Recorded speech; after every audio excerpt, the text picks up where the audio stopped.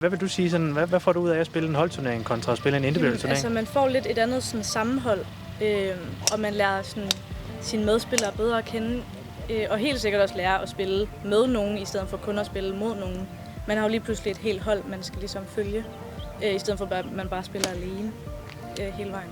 Og hvis der nu sidder nogen, måske lidt yngre end jer, men nogen, som ikke har prøvet at være ude og spille en turnering før, altså kan I fortælle lidt om, hvad vil det sige egentlig at tage ud og spille en turnering sammen med nogle andre på en anden bane? Altså hvad giver det her med at spille turneringer? Altså man får jo et fællesskab sammen med andre fra andre klubber, og så kender man flere rundt omkring, og så har man nogle flere at træne med. Hvis nu man tager hele Danmark, så er der rigtig mange gode turneringer, man kan spille. Så jeg vil sige, at man får vel lidt sådan en nørdethed for alle, at man ligesom møder nogen, som ved det lige så meget som en selv. Og det giver jo også en gejst for at komme lidt ud og møde nogle andre mennesker, som faktisk også spiller samme sport som en selv.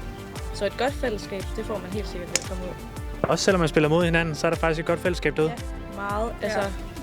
Altså i alle aldre og alle køn, man får bare et kæmpe fællesskab. Ja.